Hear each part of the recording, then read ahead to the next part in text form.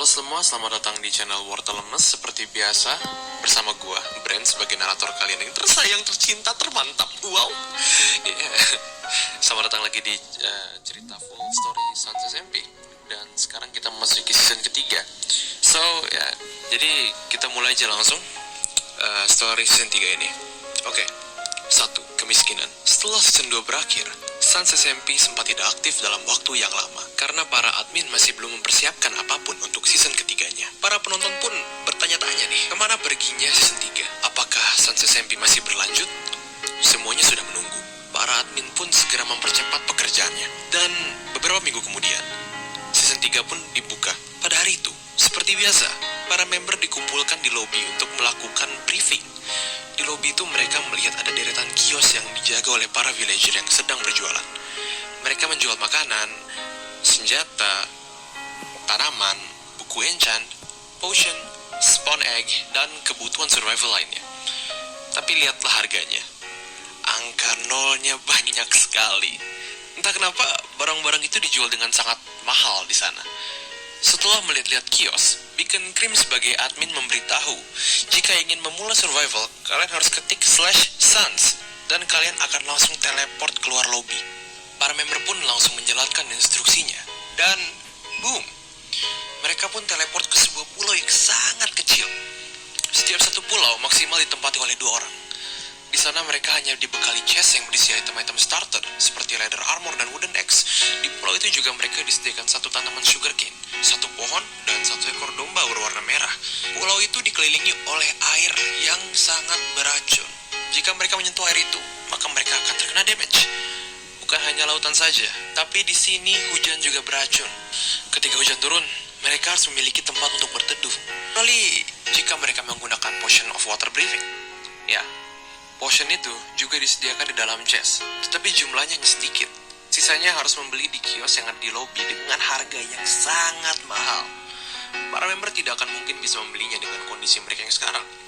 Maka dari itu, mereka harus bisa mengirit potion yang sudah ada. Ya, memang seperti itulah kehidupan di season 3. Kehidupan yang sangat-sangat keras. Terlalu.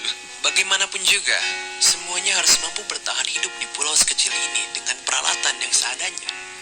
Jika kelaparan dan membutuhkan makanan, mereka terpaksa membelinya di kios. Karena di pulau itu, tidak ada hewan sama sekali kecuali Baba, si domba merah yang mengganggu dan terikat di tali, yang harus dirawat untuk dikumpulkan woolnya. Dan jika ingin beternak, mereka harus membeli spawn egg di kios yang ada di lobi. Bagian 2. Kehidupan tanpa kehidupan. Seperti yang kita tahu, kehidupan di season 3 ini sangatlah keras, sehingga butuh waktu lama untuk membangun base impiannya masing-masing. Tapi kenyataannya tidak seperti itu. Para member malah berpikir jika mereka bisa mempercepat proses pembangunan base-nya. Tetapi mereka harus bekerja keras siang dan malam.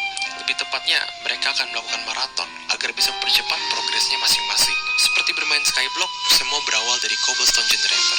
Dari situ, cobblestone dikumpulkan untuk memperluas platform di pulau mereka. Cobblestone generator itu bukan hanya menghasilkan batu saja, tetapi juga menghasilkan blok random seperti iron ore, diamond ore, gold ore, dan juga emerald ore. Dengan begitu, para member bisa menambang di pulaunya.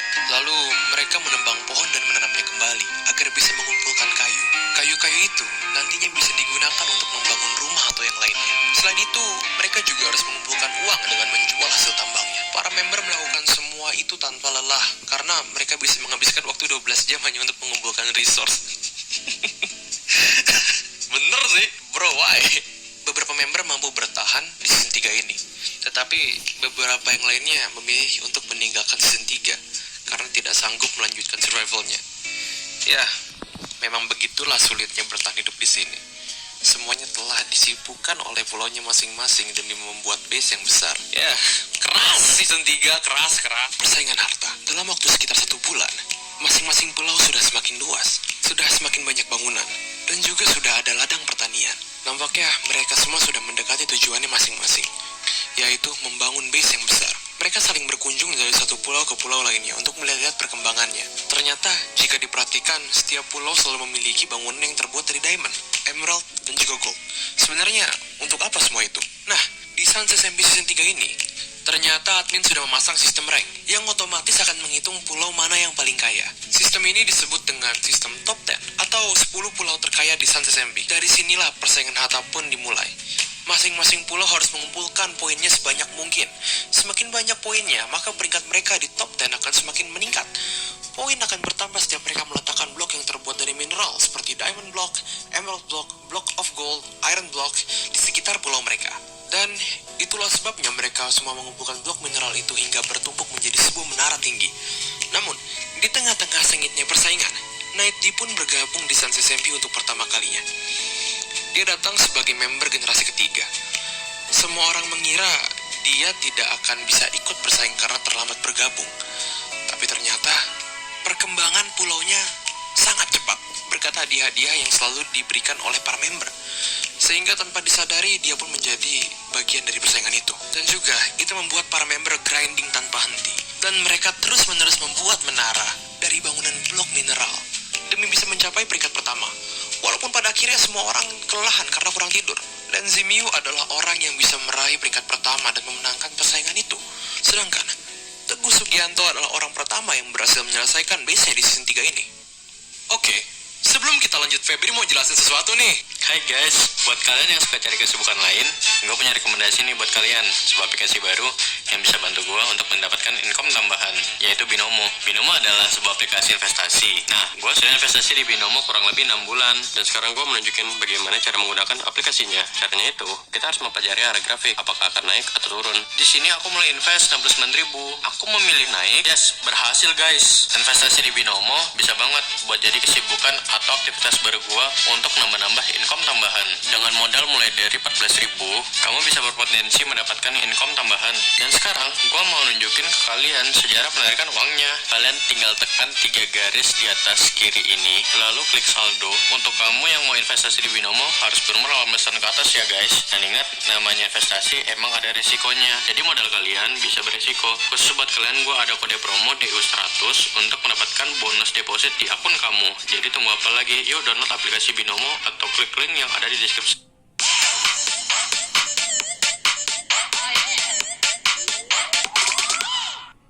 Balapan jagoan gaming dijamin termurah, tambah diskon hingga 65%. Option box di bawah ya. Pembaharuan kecil. Seperti yang dikatakan di awal tadi, Sans SMP Season 3 dipersiapkan secara terburu-buru. Maka dari itu, sebenarnya masih ada beberapa hal yang belum sempurna. Contohnya, seperti di bagian lobi. Lobi ini terlihat terlalu sederhana, karena hanya ada lapangan luas dan kios-kios yang berderet rapi. Selain itu, tidak ada apapun lagi. Ya, itu semua dikarenakan sempitnya waktu persiapan. Mendengar hal ini pun, akhirnya salah satu member bernama Azrialon pun turun tangan. Para admin tidak punya waktu lagi untuk merombak ulang lobi. Maka dari itu, Azrialon memutuskan untuk membantu mereka. Dia pun membuatkan lobi baru yang lebih keren. Di situ dibangun bukit-bukit besar di sekelilingnya. Lalu ada beberapa hiasan seperti pohon, bunga, gerobak, dan api unggun kecil. Dan tidak lupa juga, dia menambahkan tangga dan jalan setapak di sekitarnya. Sekarang, lobi itu terlihat lebih indah dengan banyaknya pohon dan tanaman hijau di sekitarnya. Kios-kios yang tadinya berderet rapi di pinggir lapangan kini dipindahkan menjadi terpisah satu sama lain. Para pedagang ditempatkan di bawah tenda-tenda khusus yang sudah dekorasi sesuai barang yang mereka jual. Tenda-tenda itu ada diletakkan di atas bukit dan juga ada yang di bawah. Dengan begitu, setidaknya season 3 ini terlihat lebih baik dan tidak membosankan. Semangat para member untuk menjalani survival juga akan semakin bertambah. Semua admin pun berterima kasih kepada Azrialon karena sudah membantu pekerjaan mereka. Dari sini mereka bisa mengambil pelajaran dari pengalaman dan berjanji bahwa nanti season 4 akan dipersiapkan lebih matang lagi. Event Hari Kemerdekaan 2020. Pada tanggal 17 Agustus 2020, para member Sans SMP akan merayakan Hari Kemerdekaan Indonesia. Tetapi perayaan tahun ini berbeda dengan tahun lalu yang ramai. Tahun ini terasa sepi karena saat itu beberapa member sudah meninggalkan season 3. Memang menyedihkan. Tapi walaupun begitu, itu tidak menjadi masalah karena di sini masih ada sisa member yang bertahan. Mereka semua masih bisa merayakan kemerdekaan bersama-sama di tengah lautan beracun ini. Mevels dan Moen menjadikan base mereka sebagai arena perlombaan. Di sana sudah dibuat lintasan parkur yang cukup panjang. Ya, untuk perayaan Hari Kemerdekaan tahun ini, mereka memilih untuk mengadakan lomba parkur. Para peserta lombanya tidak banyak, hanya ada 5 orang, yaitu Night D, Emon, Mas Jolly, Lenzi Miu, dan Yura. Yura Tadashi. Oke. Sorry Yura. Seharusnya Beacon Cream dan Naki juga ikut lomba hari ini. Tapi karena mereka tidak bisa ikut hari ini, mereka pun memutuskan akan ikut besok saja. Jadi, lomba parkour ini diadakan selama 2 hari. Pada hari pertama, 5 orang peserta bermain duluan. Mavels dan Moen menjadi jurinya. Mereka semua sangat bahagia bisa bermain parkour bersama di hari kemerdekaan ini. Lintasan parkour buatan Mavels dan Moen ini cukup panjang, sehingga banyak yang terjatuh dan harus mengulang lagi dari awal. Tetapi ada juga yang langsung berhasil dan hanya jatuh beberapa kali. Lomba pun terus berlangsung. Para peserta saling bersaing untuk mencapai ke garis finish, dan akhirnya semua sudah sampai di garis finish. Lomba pun selesai. Dan sekarang Mavels akan membacakan nominasi pemenang lomba tersebut. Juara 1 adalah Mas Jolly. Wow, Jolly, I'm impressed, man. Juara 2 adalah Emon, dan juara 3 adalah Nighty. Lalu Mavels membagikan hadiahnya untuk masing-masing pemenang. Dan perayaan di hari pertama pun diakhiri. Kita lanjut ke perayaan hari kedua. Di hari kedua ini, hanya ada Beacon Cream dan Naki yang akan menjadi peserta lomba. Mereka adalah 2 orang yang dikenal sangat jago dalam parkour. Pada hari itu, mereka akan menunjukkan kemampuannya. Lomba pun dimulai. Beacon Cream dan Naki berlari dan melompat melintasi lintasan parkour. Akan tetapi, ada kejadian aneh yang membingungkan. Naki menemukan ada kejanggalan di dalam lintasan parkour itu. Yaitu, ada salah satu bagian yang tidak bisa dilompati oleh Naki. Tetapi member yang lainnya bisa melompatinya. Aneh sekali, bukan? Kira-kira ada apa ya? Perlombaan pun dihentikan sementara karena kejadian ini. Naki sudah puluhan kali mencoba melompati bagian itu, tetapi tetap saja dia terjatuh. Sedangkan Mavels hanya sekali melompat, tetapi sudah bisa melewatinya. Beacon Cream sampai harus mengajari Naki cara melompat di bagian itu. Tapi seharusnya tidak perlu karena Naki sudah sering melakukannya. Naki mengira ada kecurangan di dalam perlombaan ini. Tetapi ternyata dugaan itu salah. Lucunya, Naki baru menyadari kalau selama ini dia memiliki efek slowness yang tidak kunjung habis. Efek slowness itu berasal dari sistem yang Naki gunakan selama ini.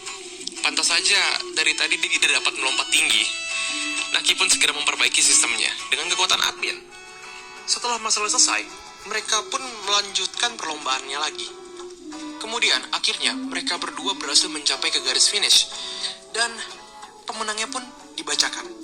Beacon Cream mendapatkan juara 1, sedangkan Naki mendapatkan juara 2. Mavels memberikan hadiah kepada mereka, kemudian mengakhiri acara perlombaan ini. Ya, walaupun hanya itu saja yang bisa dilakukan dari kemerdekaan, tetapi mereka semua sangat bahagia. Beberapa minggu kemudian, para member sudah menyelesaikan misinya masing-masing. Dan juga banyak base-base yang selesai mereka bangun di sini. Sudah semakin banyak juga yang meninggalkan season 3 ini. Maka dari itu, season 3 pun akhirnya diakhiri begitu saja. Lanjut season 4, oke guys. Don't forget ya, 5.000 like di bawah ya, oke. Pokoknya sebelum kalian selesai nonton atau kalau kalian udah bosan nonton mau quit juga di like dulu videonya biar kita ada semangat buat bikin episode selanjutnya gitu guys. Jangan lupa buat kalian buat di like, komen, subscribe ya, oke. Buat lu pada nih yang mau lanjutan season 3 pokoknya 10.000 like. 10.000 like. Oke, brand out, peace, thank you.